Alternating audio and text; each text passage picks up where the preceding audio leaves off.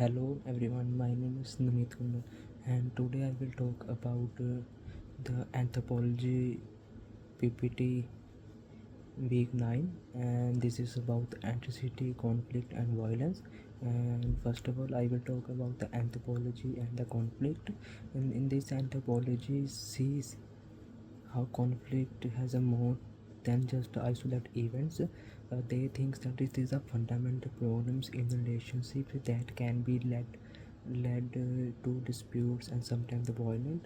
They also study the wide range of conflicts from daily arguments and the major ways. Their goal is to understand and manage and they resolve these conflicts, including the violent ones. They use a different study uh, to, to, to study this conflict, such as looking meaning systems and rituals and symbols and communications styles and so on. And the anthropologists believe that the conflict and the violence are just a simple pattern of behavior. Instead of this, they also think that this issue come from a complex intersection within a societies. And the next one I studied about the rituals and symbols.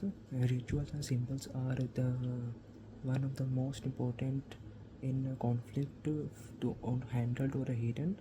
For example, the political speeches and the national events are used symbols to send a strong message.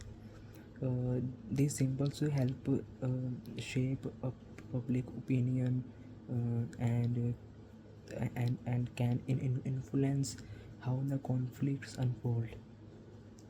The next one is the language and communication. These both language and communication is crucial to understand the conflict.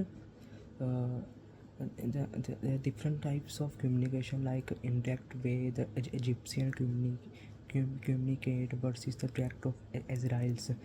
This can either make a conflict or help make the conflict to help to resolve them.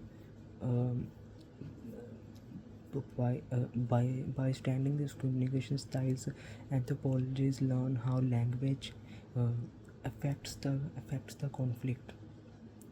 The next one is the antecedent and identity. Antecedent and identity are the also important study in a conflict. Anthropology often sort people into a group based on a cultural, racial, and ethical identities. However, this grouping can be misused in a political regions. We see the events like rape and genocides. Um, and the one is the gender issues. Gender issues also play the crucial role in the conflict. The culture patterns issue play the role. The culture patterns often show how power enhance uh, uh, uh, related to a gender and affecting social and the political structures. Gender conflicts highlight the ongoing changes in social roles and the power and the dynamics.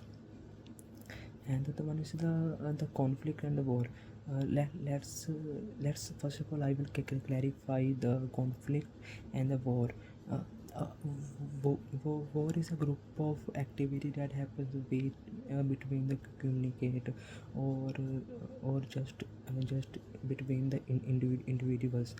It aims to cause a serious harm to people uh, in another community, rather than targeting a specific individuals for their families, which set apart from the person feuds and revenge.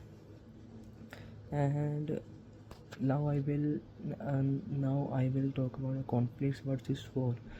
It is important to understand that conflict is a common part of life.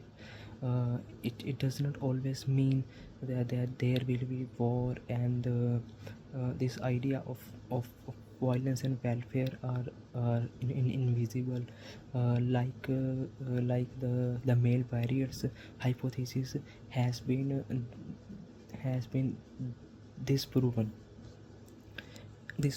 And around the world there are many cultures that do not engage in a war. Let's talk about some examples to understand this, how war is not a universal practice or tells about a human societies. The first one is the Mardu. Uh, the Mardu people uh, who live in Australian desert don't have a word for a war and fuse their language. Their conflicts are discussed in the terms of kinship and focusing on the personal and the family relationship rather than to fight in a group conflict. And another one is a sandpoil.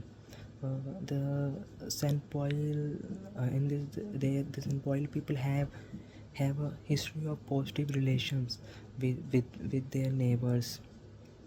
uh, all of accounts from the sand all of accounts they indicate they indicate that there are been major conflict as long as anymore can we remember. They reflects a peaceful they call the peaceful coexistence with their neighbors groups. No, they do the conflicts like the war.